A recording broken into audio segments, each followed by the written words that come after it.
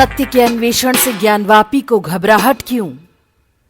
काशी में मां श्रृंगार गौरी के दर्शन पूजन के अधिकारों को पुनः प्राप्त करने के लिए हिंदू समाज दशकों से प्रतीक्षा कर रहा है। इस संबंध में काशी के न्यायालय में वाद पर माननीय न्यायाधीश ने उस परिसर की वीडियोग्राफी और सर्वे का आदेश दिया।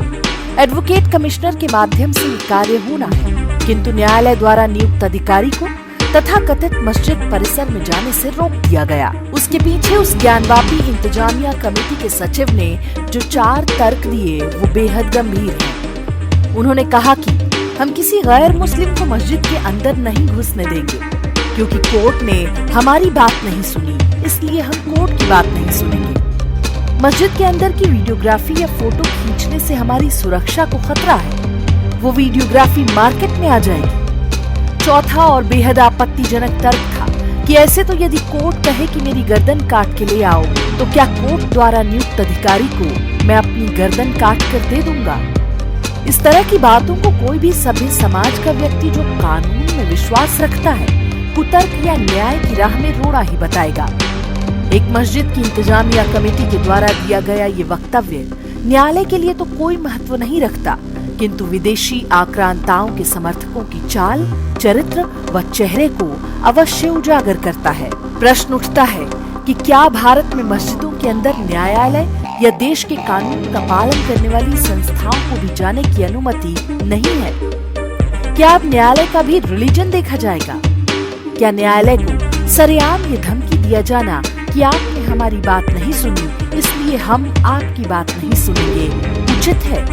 और न्यायालय के अधिकारी को गला काटने वाले से तुलना करना क्या इस्लामिक कट्टरपंथियों, मुस्लिम युवाओं और देश विरोधियों को उकसाया जाना न्यायोचित है? प्रश्न एक और भी है कि मस्जिद के अंदर और बाहर जमातियों की भीड़ जमाकर न्यायालय की कार्रवाई में बाधा डालने का पुरजोर प्रयास क्या न्याय की अवहेलना या अवमानना नहीं है? मामला सिर्फ इतना ही नहीं है। देश की राजनीति में कुछ लोग जो मुस्लिम युवाओं को उकसाने का ही काम सतत करते हैं, जो सिर्फ और सिर्फ मुसलमानों के बारे में सोचते हैं, जिहादियों को ही प्रोत्साहन देते हैं, लेकिन बात संविधान, कानून और न्याय व्यवस्था की करते हैं। ऐसे लोग भी अपनी राजनीतिक रोटियां सेकने के लिए और बहती गंगा में हाथ धोने के लिए कूद पड़े। हैदराबाद के वकील कहते हैं कि 1991 के कानून को सरकार मान नहीं रही। प्लेसेस ऑफ वर्शिप एक्ट 1991 के बारे में न्यायालय ने विचार किया और इस संबंध में इलाहाबाद उच्च न्यायालय तक में सुनवाई हो चुकी है, लेकिन इसके बावजूद भी उसे ढाल बनाकर ढोल पीटना क्या शोभा देता है? सत्य के अन्वेषण पर प्रहार किया जा रहा है। बार बार माननीय न्यायालय द्वारा नियुक्त कोर्ट कमिश्नर को, जिसको सिर्फ सर्वे और वीडियोग्राफी कर गोपनीय रिपोर्ट देने के लिए कहा गया है, तो न सिर्फ रोका जा रहा है, बल्कि उसके ऊपर पक्षपाती होने के झूठे आरोप भी लगाए जा रहे हैं। परिसर के सर्वे से बचने के पीछे 2 ही तर्क हो सकते हैं। एक तो उस कथित मस्जिद के अंदर कुछ ऐसा अनिष्टकारक या गैर कानूनी जमावड़ा है, जैसा कि भारत की अनेक मस्जिद, मदरसों और मुस्लिम बहुल बस्तियों में अनेक बार देखने को आया है। यथा गोला बारूद, हथियार, बम, आतंकी इत्यादि, जिनको छुपाया जाना उनके लिए बहुत जरूरी है। अन्यथा दूसरा कारण यह हो सकता है कि इनको विश्वास है कि यदि सर्वे हुआ तो तुम्हारी सारी पोल पट्टी खुल जाएगी कि इस परिसर का मस्जिद से कोई लेना देना नहीं है।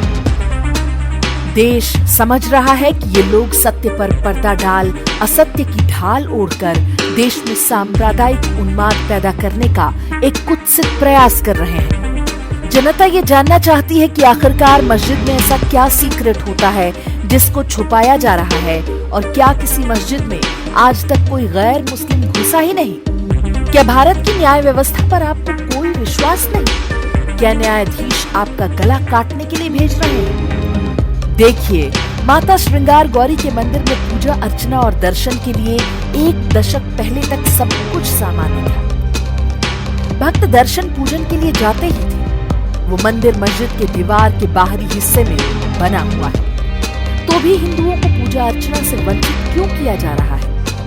क्या देश के इस बहुसंख्यक समाज को अपने आराध्य देव की पूजा का भी अधिकार ये तथाकथित अल्पसंख्यक समुदाय नहीं देगा? क्या दुनिया को नहीं पता कि मुस्लिम आक्रांताओं ने बड़े पैमाने पर हिंदू धर्म स्थलों को ध्वस्त कर उसके मलबे से अनेक प्रकार के इस्लामिक ढांचे तैयार किए जो कि वास्तव में इस्लाम की मान्यताओं के अनुसार भी नहीं थे। इस कथित मस्जिद के नाम से ही संपूर्ण विश्व को इस बात का ज्ञान हो जाता है कि आखिर इसका नाम ज्ञानवापी क्यों है। इसके विचित्र रूप और आसपास बनी मूर्तियों से स्वतः सिद्ध हो रहा है कि वहाँ पर हिंदू आस्था के केंद्रों को तोड़ करके ही वो ढांचा बनाया गया था।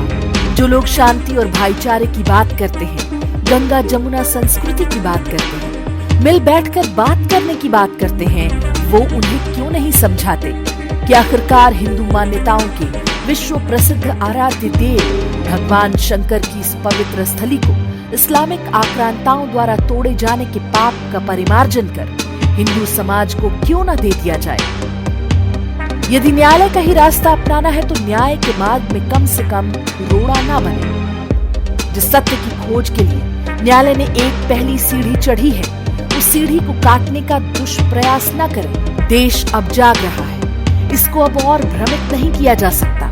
इसलिए सभी भारतीय सच्चाई के साथ सहृदयता पूर्वक सौहार्द के साथ तभी रह पाएंगे जब हम एक दूसरे की मान्यताओं, परंपराओं और विश्वास की बहाली करें। सब्सक्राइब, लाइक और शेयर करना ना भूलें। धर्म क्षेत्र।